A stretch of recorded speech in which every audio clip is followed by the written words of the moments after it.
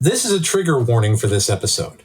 Number one, this is an episode that is out of the ordinary. We're talking about some very, very serious topics. We're going to be talking about ableism. We're going to be talking about discrimination. We're going to use some language that is not typical of the Autistic Culture Podcast, and this episode is intended for an older audience. Please note that it's going to probably make you sad, probably make you angry.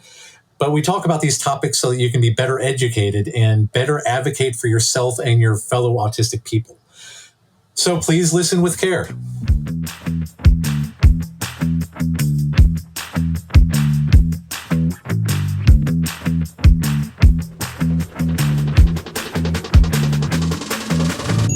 Episode 36, Bad Autism Diagnoses. Special episode.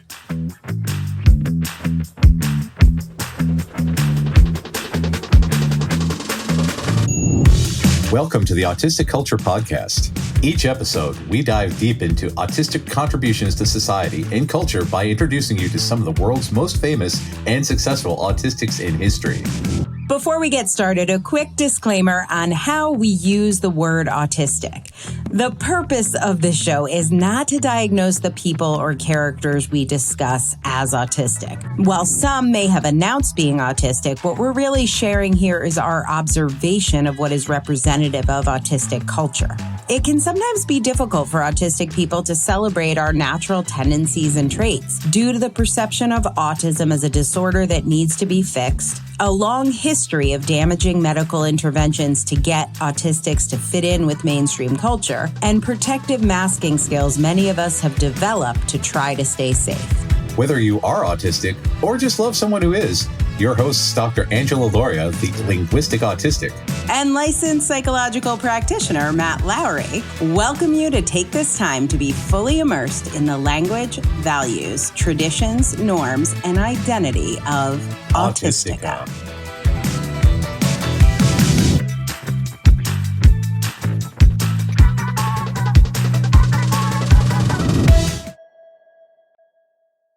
Well, hey, everybody, it's Angela and Matt, and it is our summer hiatus, but we decided we needed to bring you a special episode, maybe if only for our own mental health, but also for yours.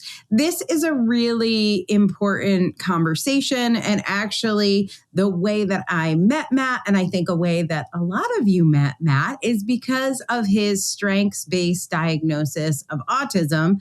And you would think the guy who is one of the most pioneering people in strengths-based diagnosis would get a strengths-based diagnosis in his life, in the people that he knows and loves, because we know that this kind of diagnosis is, for the entire family system, part of a positive and healing process and not making things worse. But alas, we do not control the world, although we probably should. And Matt, I know you've had a rough couple weeks. You've written about it a little, but I wanted us to have a chance today to sort of talk about your first person experience with what used to be a normal autism diagnosis, the way it was done all the time. We know in the past 10 years that's changed, but I would say most of the time, when someone gets a diagnosis, it is a bad experience. So set the scene. We're going to talk about what bad autism diagnoses look like. You've got some personal experience. Yeah. Oh, God. So around 2 years ago, my ex got on a waiting list to go to this place locally to get an autism diagnosis for my son, because I was very clear, our son is autistic. He's like me. I'm doing the work. I'm setting up an autism center. I'm doing all this. I want to make sure he's checked out. So instead of, taking my recommendations and going to one of my many friends who also do this, she decided to go with one of the more popular choices here in Louisville. And the whole process was so for the past, since I found out I've been dreading it because I knew that this was coming. I found out about 6 months before we went. And they put it off, and they kept changing the dates because they did that. And finally I said, no, we're not changing dates. I can't change stuff around anymore. We're not doing that. So finally, the date came and we went in. Was that your rigid inflexibility, Matt? God, it's just, I think that some people just crave chaos, and I just don't understand it. Why would we crave chaos? Yeah. So I think the person, you knew who was going to do this diagnosis, and I think you guys might have even been on a board, or you were in some meetings together or something, right? So I am on the Kentucky Kentucky Advisory Council for Autism. And I am on here with this guy's boss. So I knew the guy's boss. I know that the guy's boss peddles ABA, right? So ABA is a big part of this particular system. So of course he's going to be a proponent of it. So I kept saying, no, try somebody else. No, here, try these people. No, try these people. But my ex is like, no, this will be fine. This is adequate because, again, all autism diagnoses are the same, apparently. So I want to stop here because I think this is such a good point. I have worked with, dietitians, nutritionists, who talk a lot about like keto or paleo.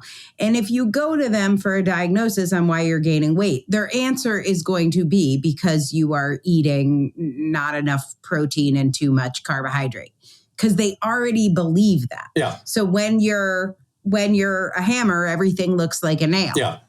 And if you go to someone who you know is part of the ABA therapy system, it does sort of tell you a lot about what your diagnosis experience is going to be like. So I want to, for listeners that are thinking of getting diagnosed, whether they're adults or whether it's for their kids, what are some questions you were asking when you're having this conversation with your wife? And she's like, let's just get a good diagnosis by, let's say, the best known person in our town.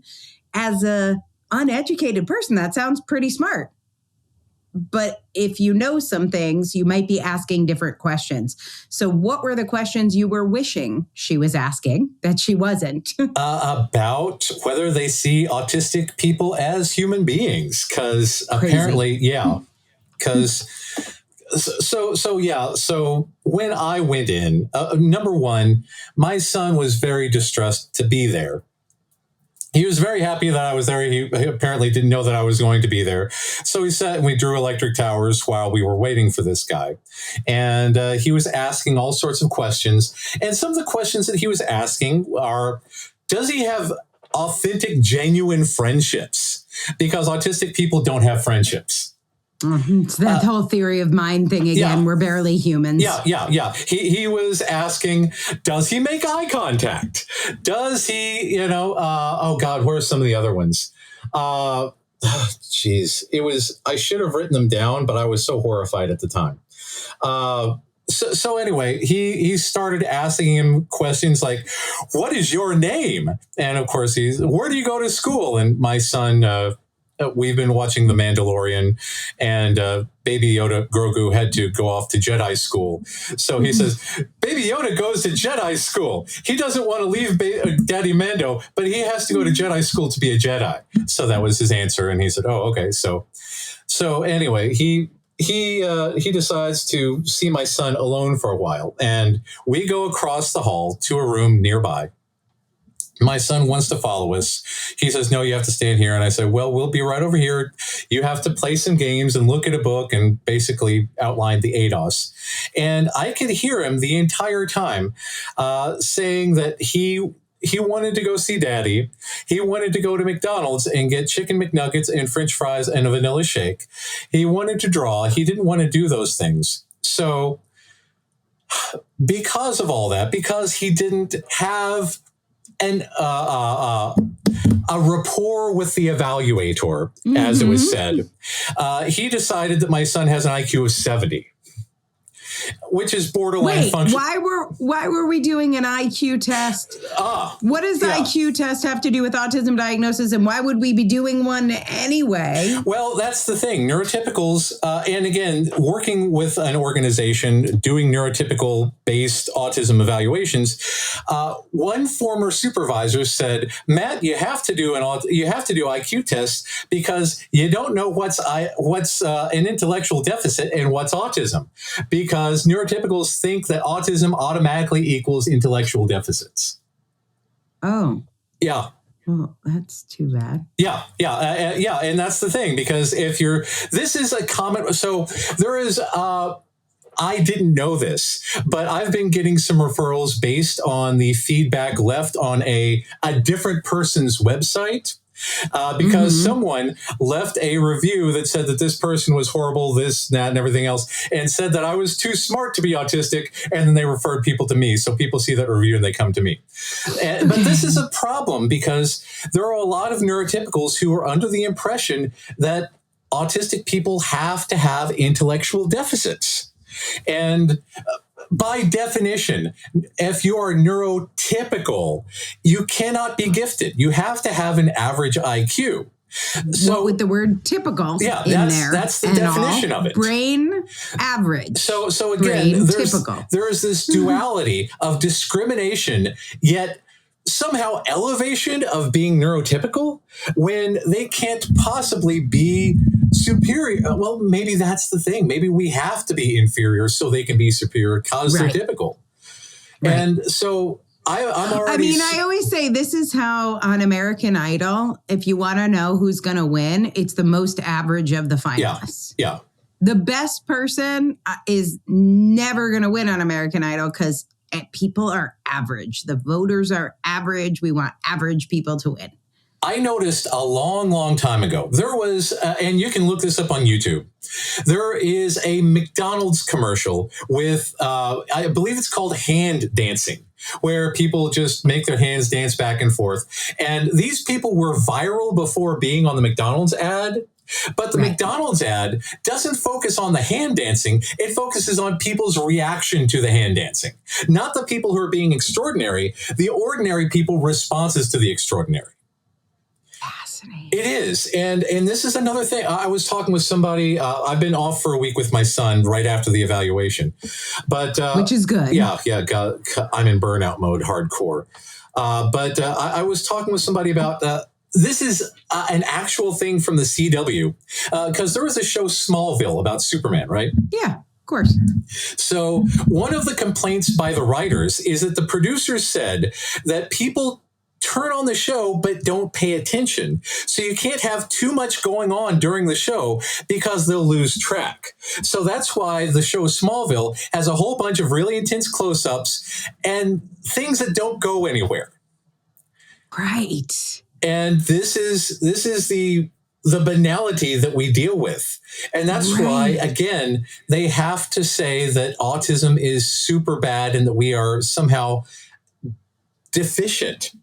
And so these are some things, if you're going into a diagnosis, you're thinking about a diagnosis, first of all, ask what the treatment plan is, because you already know if their treatment plan is going to be ABA, like if you have a child and we're talking about getting your kid diagnosed, if they support Autism Speaks, if they support ABA, what they're telling you is we are going to approach the diagnosis from a medicalized or a pathological perspective.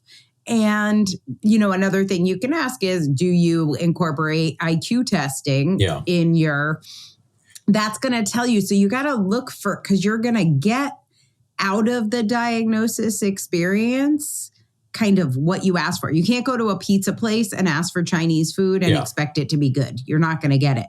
And you were going to a pizza place and you knew you weren't getting Chinese food, but man, you got a lot of pizza. And there's a long ableist history of IQ testing because, fun fact, the first IQ test was designed to keep Jews out of the military. But you got to start somewhere. Yeah.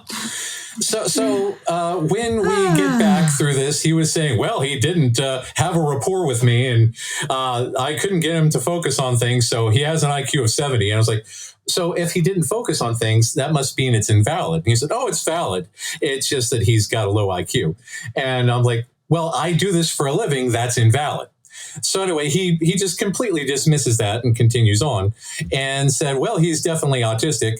And his definition of autism is that it's a genetic, it's a neurological disability that inhibits social relationships.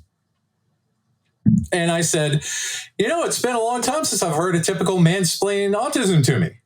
And he said, ha, ha, ha, ha, because again, this man is like the Joker. And he's like, what do you mean? What do you mean by that? And I was like, well, I do autism evaluations. I'm one of 2 people in the state of Kentucky who are qualified to do autism diagnoses.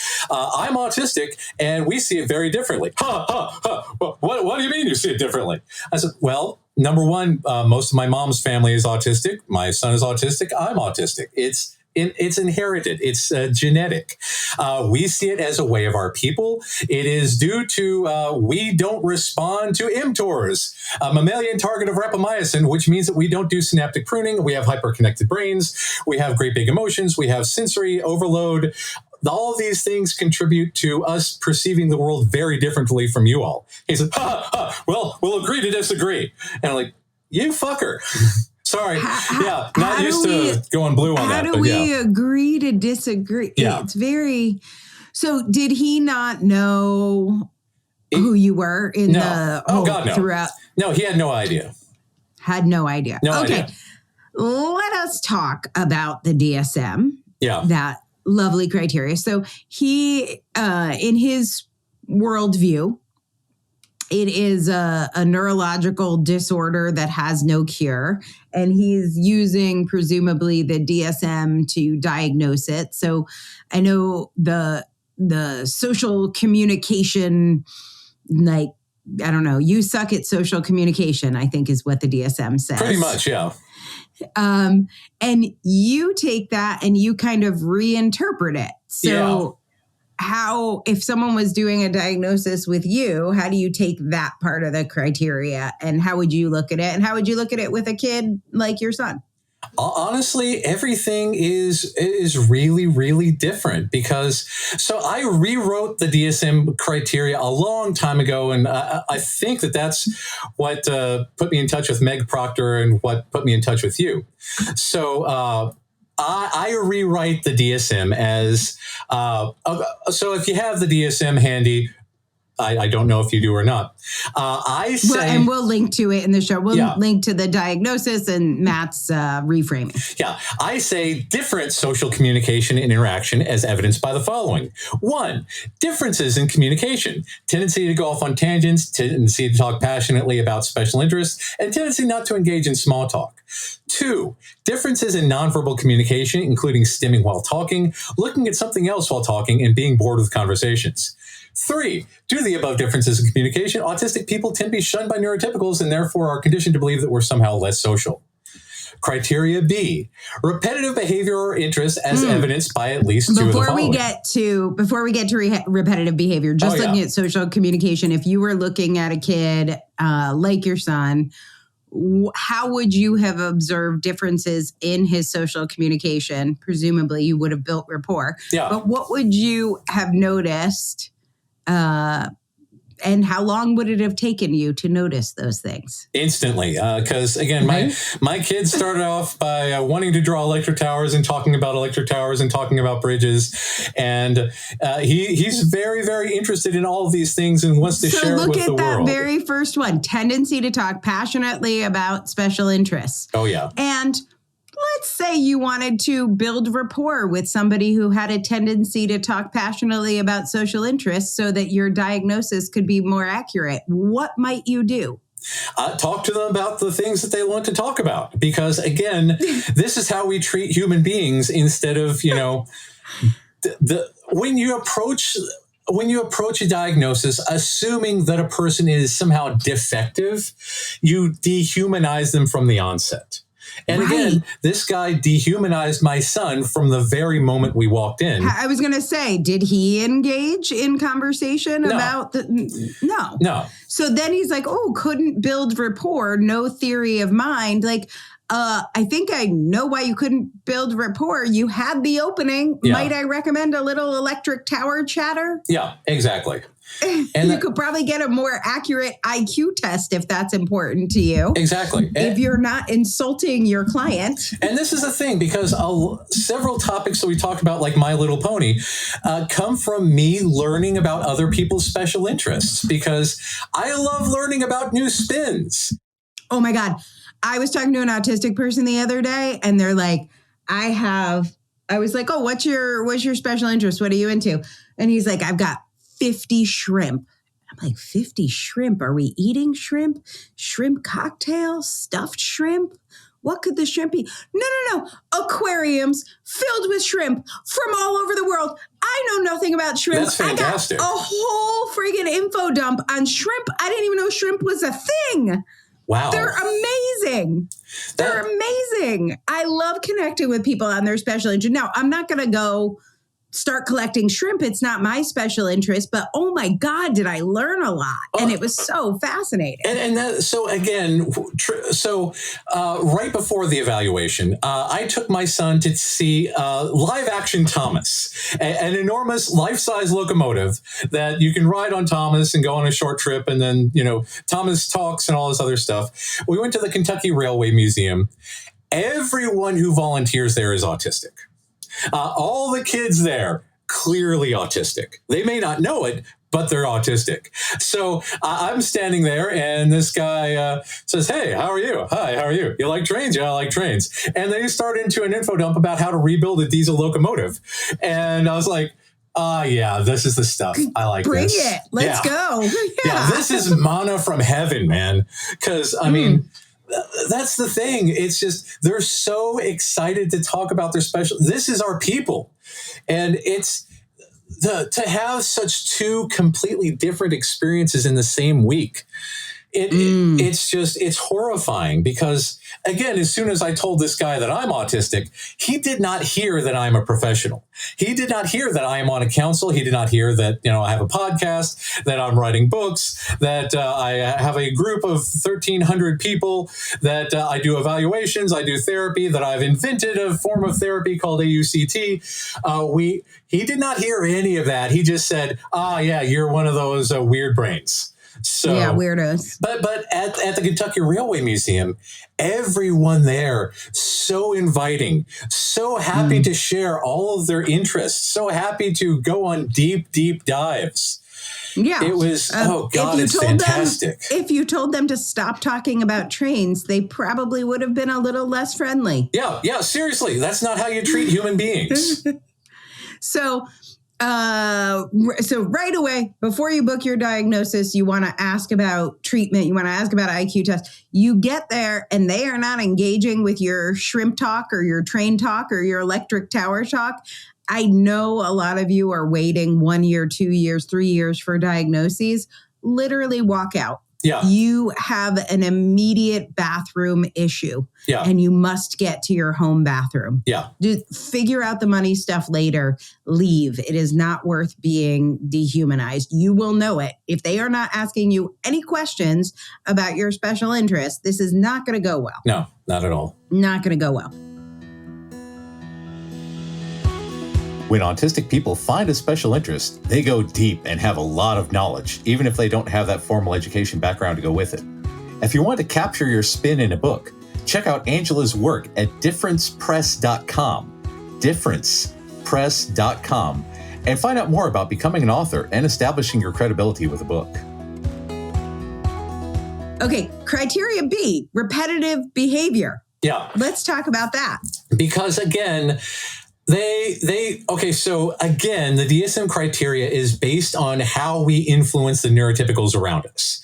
If we irritate neurotypicals by fidgeting, that's part of the criteria. So we reframe this as number 1, stimming or engaging in echolalia.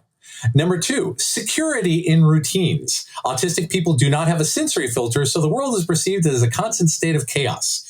Routines and expectations give comfort to overwhelmed autistic people because, again, they see it as problematic that we can't just go with their flow, but they can't go with our flow. Because, again, they're the right ones and we're the wrong ones.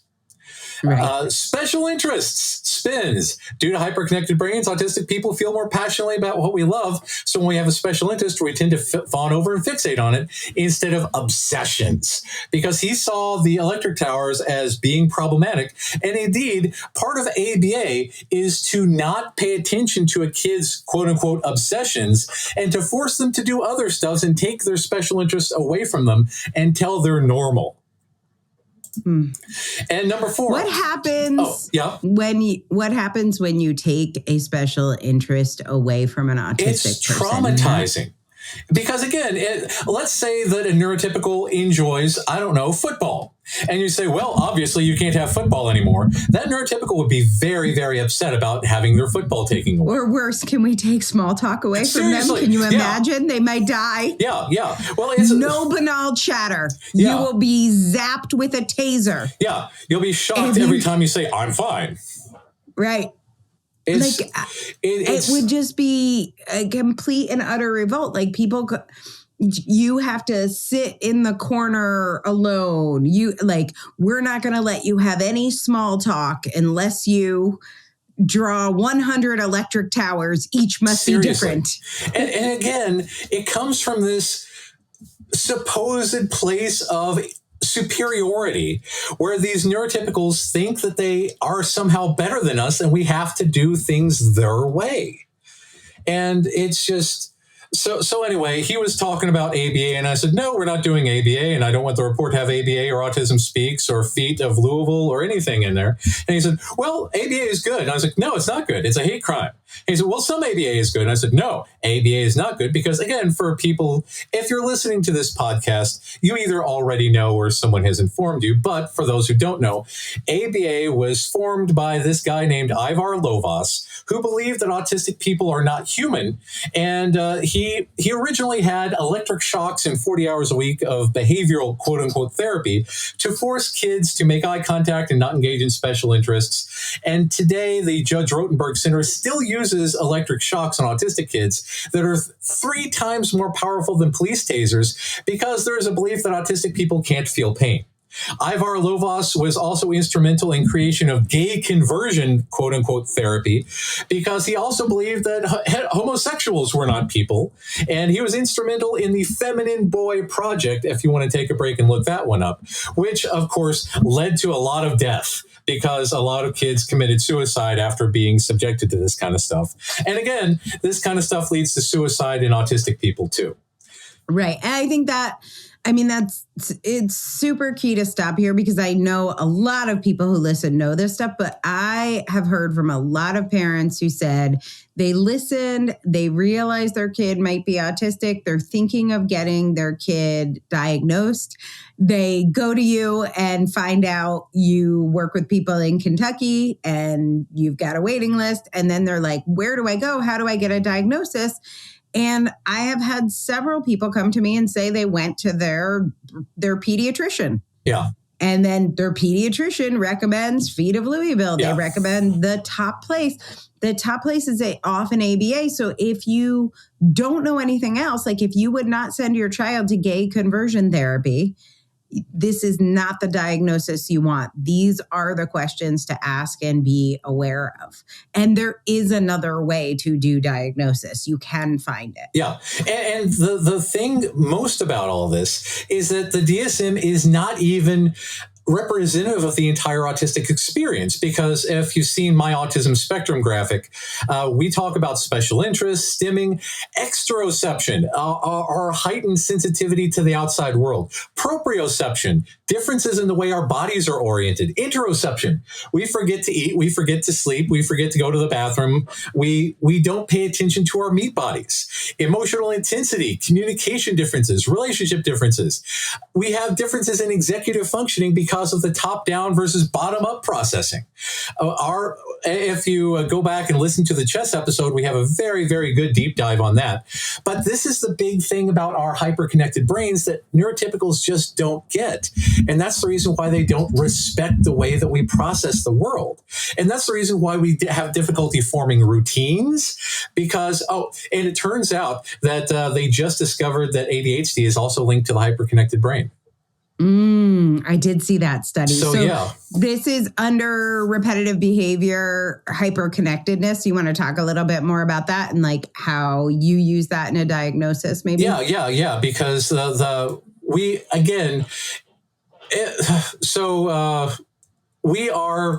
when we deep dive into something, when we really, really love something, again, we've got to have all the books. We've got to have all the things. We've got to have our collections. It's like the Kinsey episode. He was so good at research because that was the thing that he really, really loved. Identifying all the bugs, categorizing things, learning things, arranging the data, displaying the data, having your collection and displaying it proudly. Neurotypicals, because they don't have this, see that as weird and see it as something to be fixed.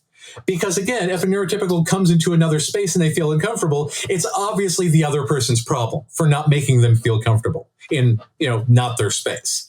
And it's horrifying. And that's all of this stuff is just, I've spent the past 5 years in my own private practice seeing autistic people. I very, very rarely see allistic people these days because, again, people seek me out, and I'm very, very thankful for all the people who seek me out. I spent a lot of time in Autistic Connections, the Facebook group. I'm very, very grateful for everyone in there. I've got a lot of great autistic friends who are also therapists for autistic people. I've got autistic clients who come to me for autistic-centered therapy. And I've had the great fortune to live in more or less an autistic bubble for the past few years. And it's been very, very protective for me. But again, having to do battle with a neurotypical for the safety of my son, because my son's grandfather is very, very fixated on him being quote unquote social, because that's all that matters to neurotypicals. How social are you? And it's horrifying. It's horrifying to see that is the ability to make eye contact and the ability to make small talk does not make one a human being. So anyway, again, this guy asked about, how I see autism and agree to disagree. So he gave me this list of recommendations. And okay, so this is what to do. We have identified your son is autistic. Yeah. Here's what's next. So anyway, so he gave me this. And I said, well, this is clearly bullshit. And I said, well, I'll go get another one to give to my ex because he knew that I was going to tear this up. So it reads, and I read this directly from the Norton Children's Autism Center. These are their recommendations. You have just been told that your child has or may have autism. This may feel like devastating news for you, ... Dreams and hopes you had for your child may seem out of reach. Many parents may feel this way, and it is a natural reaction when faced with this news. But you are not alone. Norton's Children's Autism Center wants to help. At one time, autism was considered rare and hopeless, but this is no longer true. Many children with autism, especially with early intervention, make considerable improvement and may even mainstream into regular classrooms. Because again, we're all special ed cases. We are here to provide you with resources and referrals that can profoundly affect your child's outcome for the better. What is autism? At this time, the cause of autism is unknown, and there is no known cure. Because, again, they want to cure us, and they don't recognize that. Well, there is a known genetic predisposition, which is the cause. So, some concerns related to autism include social deficits, may show no interest in social games such as peekaboo or interactions with others. Communications, plural, issues, may not communicate typically verbally or non-verbally, may have decreased eye contact because it's all about the eye contact. Right. Repetitive behaviors, such as staring at ceiling fans for hours, spinning, rocking, flapping, and flicking their fingers, or having excessive, unusual interests. Again, not special interests. It's weird because we're weird people, according to them. Other issues, sensory issues, such as seeking or avoiding smells, clothing, lights, or sounds, because of our intense sensory experiences. Gastrointestinal problems such as diarrhea, constipation, and food sensitivities, because our systems. Motor issues, may be unable to pick up small objects, appear clumsy, have balance and coordination difficulties. Autism spectrum disorder is a quote-unquote catch-all word that is applied to a group of symptoms, some of which are described above. These occur in varying degrees depending on an individual child. And again, they link to Autism Speaks. What can be done? Early intervention strategies may include teaching the child to notice what is going on in their environment, to be able to pay attention, to imitate behavior, and later progress to communication skills and interact with others.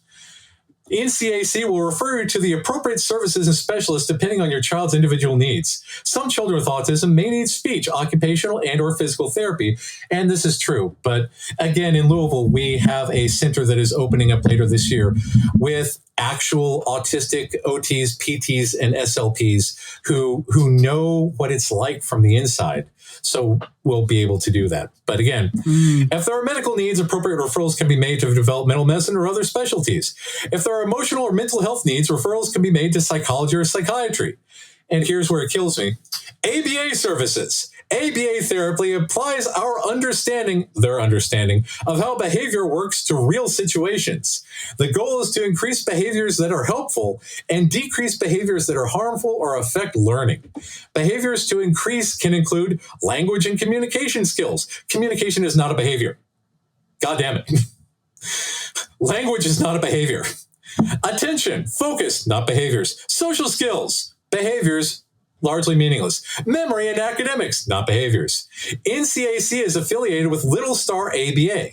Little Star ABA offers comprehensive ABA services ranging from 20 to 40 hours. What? 20 to 40 hours a week. What? Putting your child in a full-time job to fix the autism.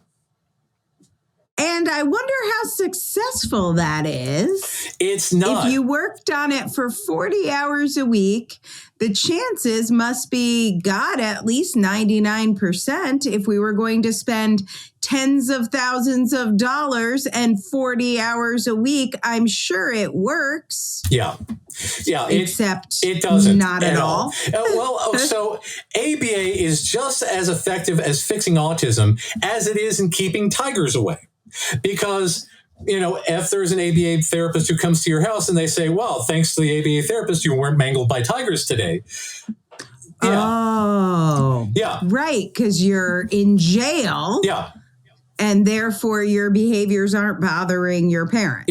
Yeah. And again, they say, yes, it's perfectly successful because kids who went through 40 hours of ABA from ages 4 till 14 are now behaving like a 14-year-old without taking into account the kids naturally age out of a lot of stuff and that they will grow. And ABA doesn't change aging. And it's just infuriating to see them take credit for that. But again, ABA is a multi-billion-dollar, $1.8 billion a year industry. So they create a solution because they created a problem. Right. Exactly. And that's why I'm like, you have to look at what their solution is before you sign up for a diagnosis, because obviously they're going to diagnose the thing they can solve. Yeah. They're not going to come back and say, well, there's not an opportunity for money here. That's how capitalism works. Yeah, because acceptance is free. Right. And I watched that. It's like a cult documentary. It's called Shiny Happy People. Ooh, have you heard of this one? I've heard of it. I haven't seen it. Okay, so it's about that family, the Dugars, that had that show. It was like 19 and counting. Yeah, and it turns out that they were like pedophiles. Yeah, so that is a part of it. But what's even more interesting to me, that was like a big aha moment, is there's another person who's interviewed, an expert who had been in this community of evangelical Christians. And she said, I saw all these kids, 19 kids, however it was, 17, and they're all so well behaved and so well mannered. And she said, it made me so sad because I know what it takes to get that many kids to be so well-mannered. It must be authoritarian as hell. Yeah, that is correct. So there is child abuse in this documentary, but also it's about corporal punishment. And their big teaching was like, spare the rod, spoil the child. So there were actual classes that were taught on how to beat your children and what to use to beat them, and lots and lots of spanking and threats of spanking, and not just with branches that they have to go out and find themselves, and they have to say thank you after. And that's sick. It is super sick, but how different is that than ABA? Because if ABA is working, all that means is you were able to be beaten into submission. Yeah. Because again, and so then maybe you can mask a little bit better because you're afraid for your own life. Yeah. And that's the thing. It causes masking. It causes PTSD. And I work with a lot of people who underwent ABA as children, and now they have no idea who they are because everything is about performance for the people around, for the neurotypicals around them. Right. And there are so many adults who were ABA'd without being officially ABA'd. And that's the reason they were abusive to their autistic children, because their autistic children are being authentically autistic, but were abused because the parents couldn't do stuff, so they didn't want to make so they couldn't let the children do it. Mm-hmm. And all of this is just horrifying. And it's a horrifying experience. And there were at least 15 other kids in the waiting room while we were sitting there. So they do this day in and day out and churning through. Autistic children are just grist for the machine. And it hurts. Capitalism. It kills me to know that this is normal. To know that, again, because again, I'm very, very happy to do autism affirming evaluations. I'm very, very happy to invite people into Autistica.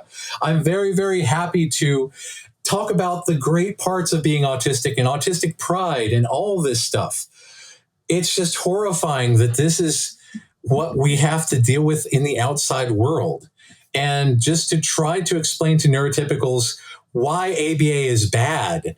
And they say, no, but you're not like me and I'm good. So you need to be more like me, because that ridiculous self-centeredness I can't take that.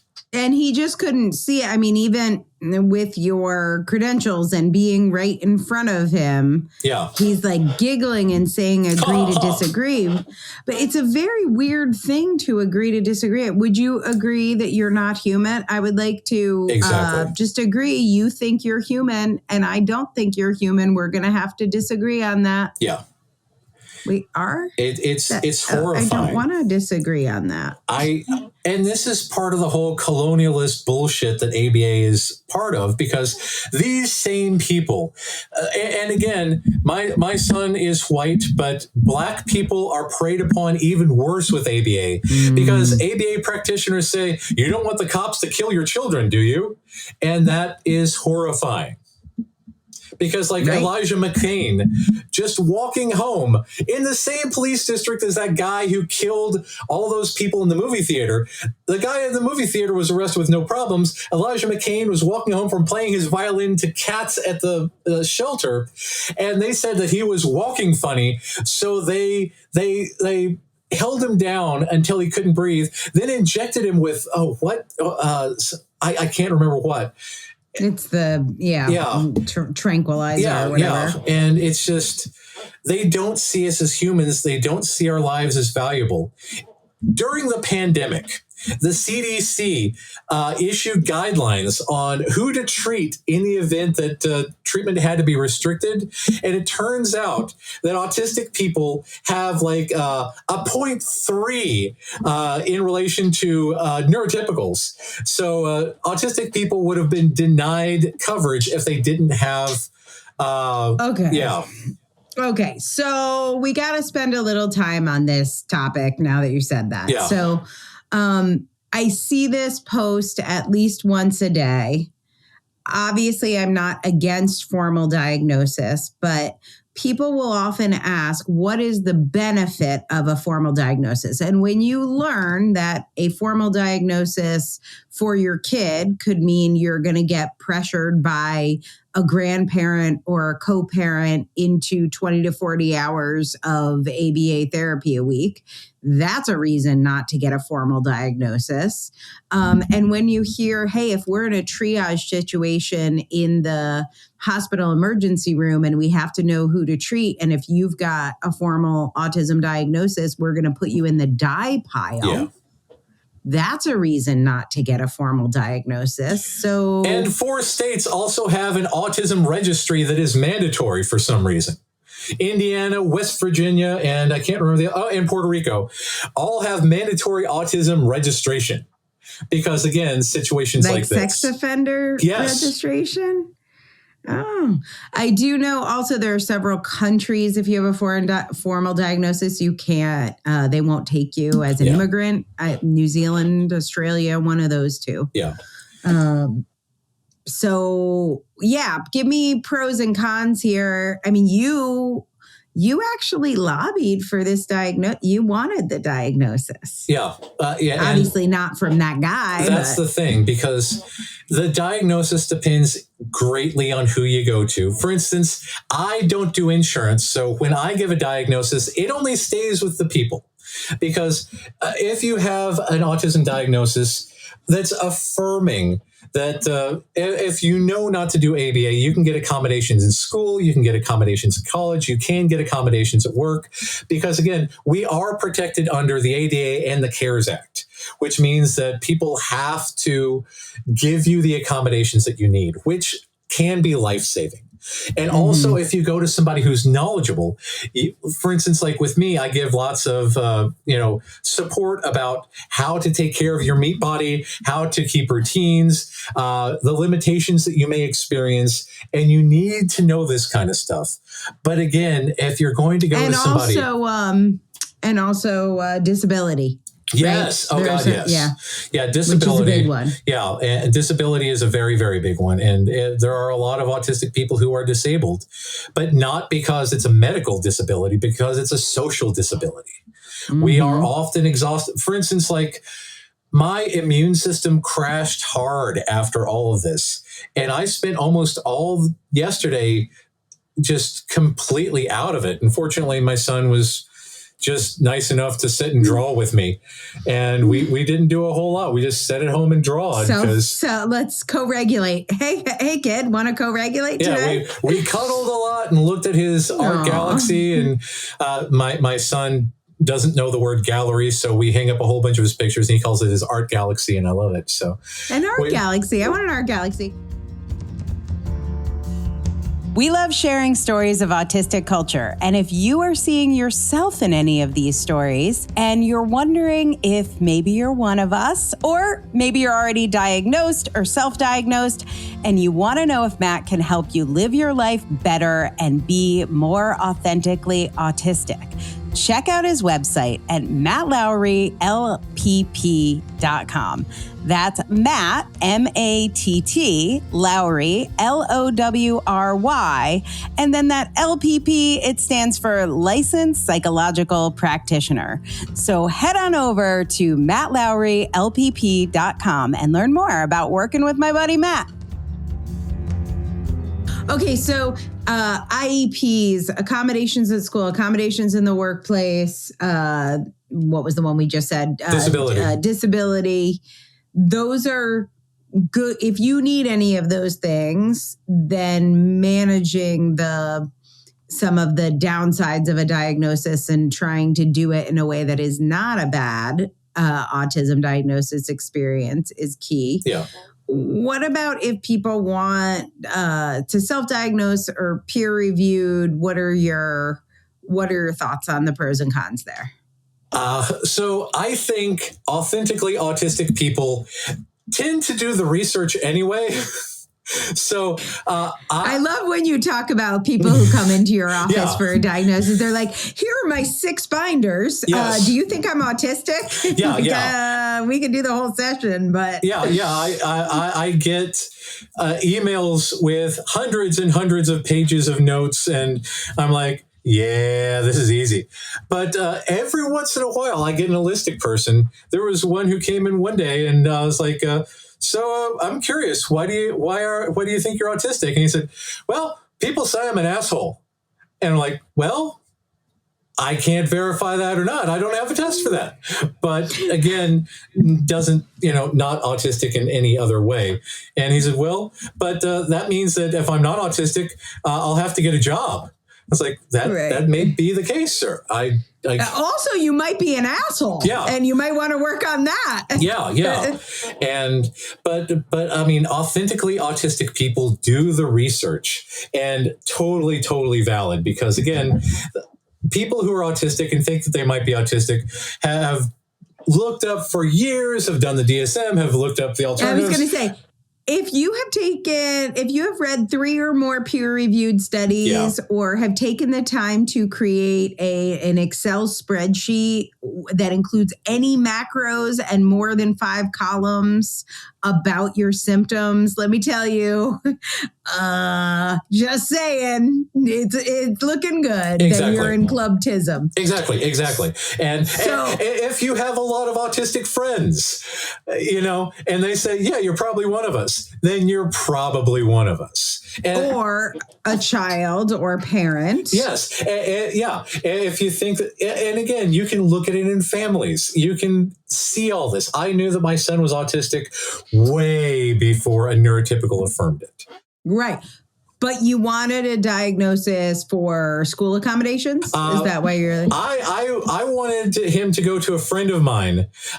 So if you're in Kentucky, or if you have SciPact, I got a friend named Jessica Newland who sees adults. She doesn't see children these days. So she's also good. But there are other people out there who can see adults, who can see kids. I wanted an affirming evaluation, but my ex signed him up for this without telling me.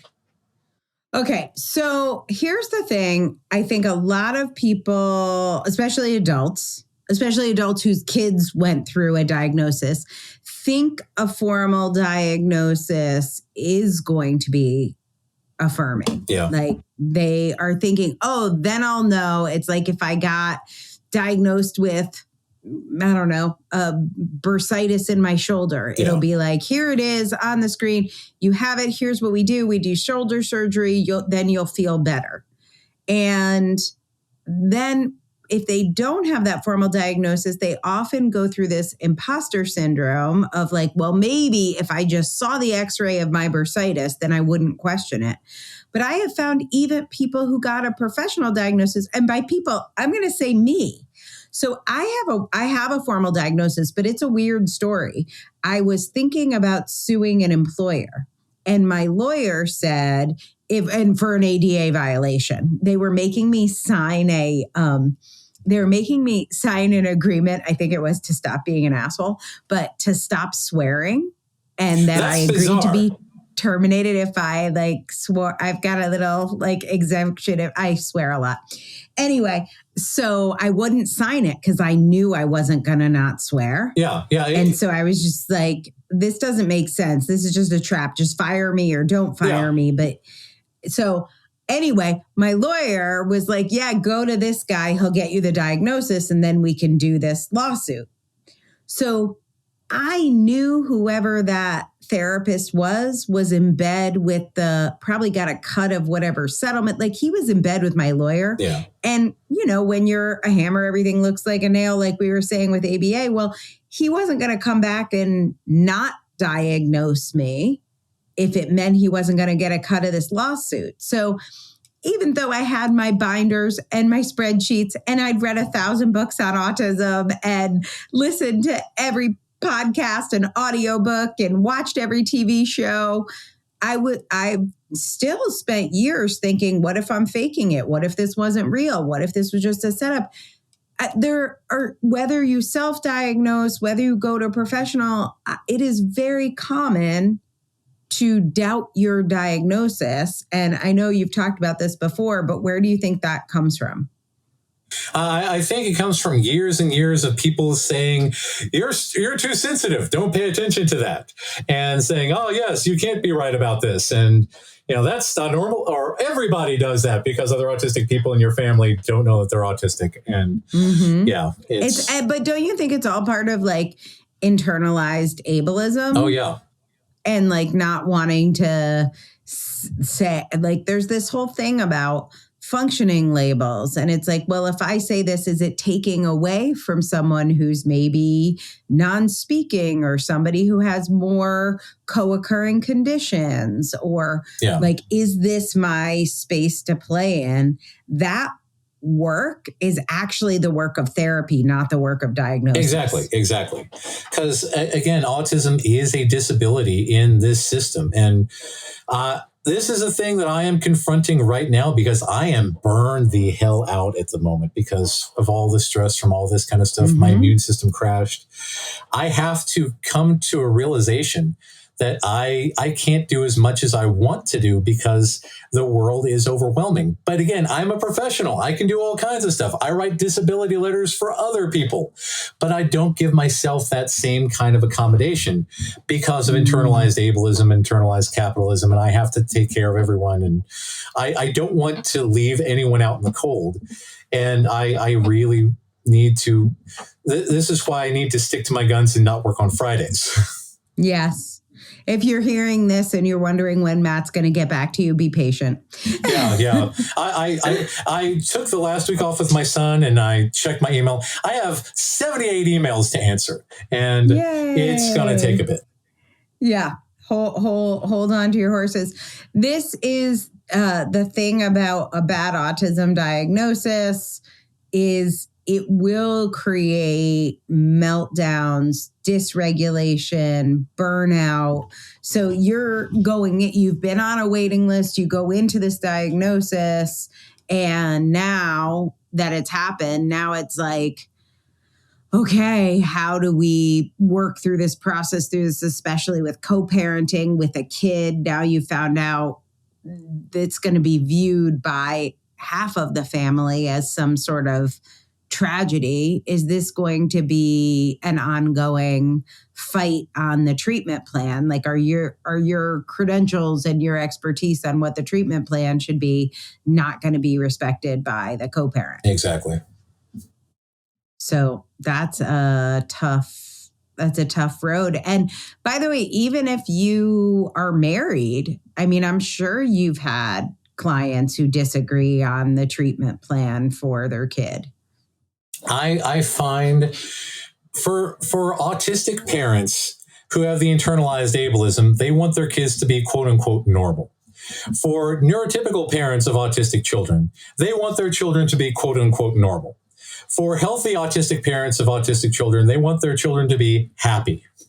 And I'm going with that one. Yeah, it's exhausting and it's infuriating and it hurts to know that this is going to be a battle for the next 11 years to try to keep my child happy and healthy instead of beaten into submission through authoritarian means so that, people can proudly say that my child is indistinguishable from peers. Right. Yeah.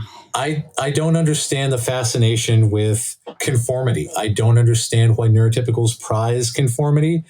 All the people that we feature on the podcast and all the people that I idolize, they stand out. But this I can tell you. This is the idolizing of normalcy is so that you don't get kicked out of the village. Just from a biological and evolutionary, like you will not get the food of the village. You will not be able to survive alone in the woods. Yeah. So stay normal, stay alive. It is a biological drive. White, stay male, stay cisgender. And that's the thing, because these are all white supremacist, colonialist bullshit things that we have to confront as a society if we're not going to be a society of assholes. Yeah. And it kills me to see people buy into that shit. And it's horrifying to me. I wish people were more, not just tolerant, but accepting, welcoming of those who are different. Right. Well, that's the difference between autism awareness and autism acceptance, right? Yeah, exactly. I'm aware of those freaks. Yeah.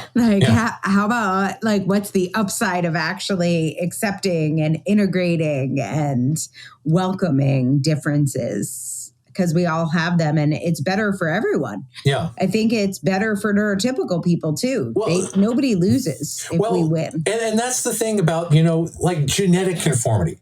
The Tasmanian devil is on the verge of extinction because all of the Tasmanian devils in the world are almost genetically identical and they're all succumbing to the same virus right now. But that's the thing. If you have people with differences, with different ideas and different views, the society actually improves. So when they kick out the weirdos, they're left to this groupthink that allows them to be run over by demagogues who crash their families into the ground. And that's why we as a society benefit from all types of people. And I really, really wish that more people knew that instead of just being fearful and xenophobic of those who are different. Yeah. Well, we are here to change that. We're here to change that at the Autistic Culture Podcast as much as we can. If you are not diagnosed and thinking of getting a diagnosis, protect yourself from bad autistic diagnoses. You can do the research and ask the right questions. Throw your questions into any of the comments for us as well. We want to make sure you and your child have an affirming experience. Matt, any final thoughts in this special episode, things that you want to share or want people to know that you haven't said?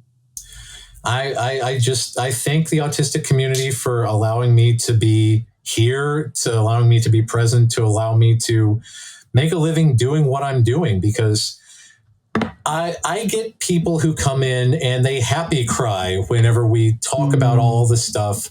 And I mean, again, from my perspective, this is just normal because, again, I'm very affirming. I love the autistic world. I love, the things that we do.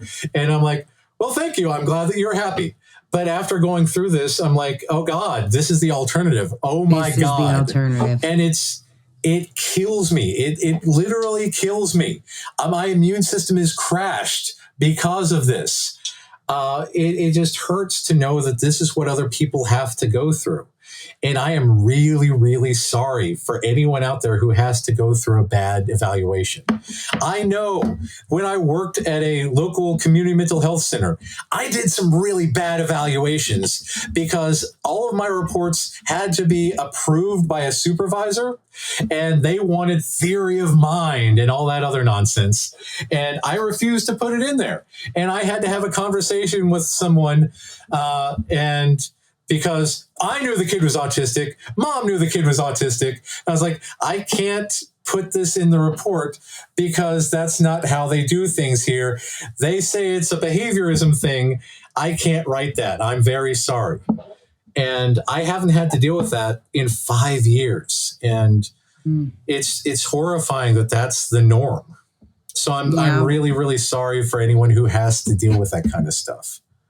Yeah, and I know I am really sorry that you are having to deal with this of all people. Yeah. I can only imagine this experience is being sent to you to give you more energy in the long run to end this type of diagnosis. So we're going to get louder, we're going to get clearer, we're going to get stronger because this leads to very negative outcomes for our people, and we are not going to stand for it.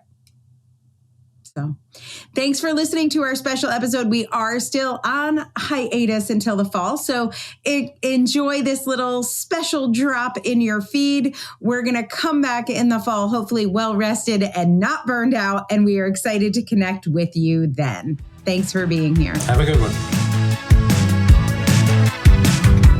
Thanks for listening to the Autistic Culture Podcast. If you like this show, you can help other people find it by taking a few minutes to rate and review on Spotify or Apple Podcasts. You can find out more about writing your book with me at differencepress.com. That's difference, DIFFERENCE, press, PRESS.com.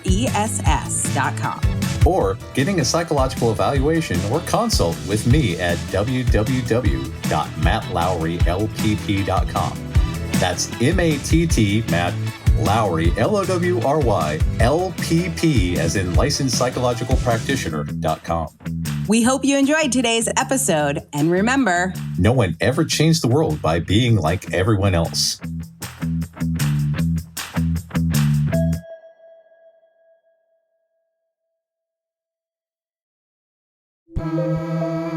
Whoop.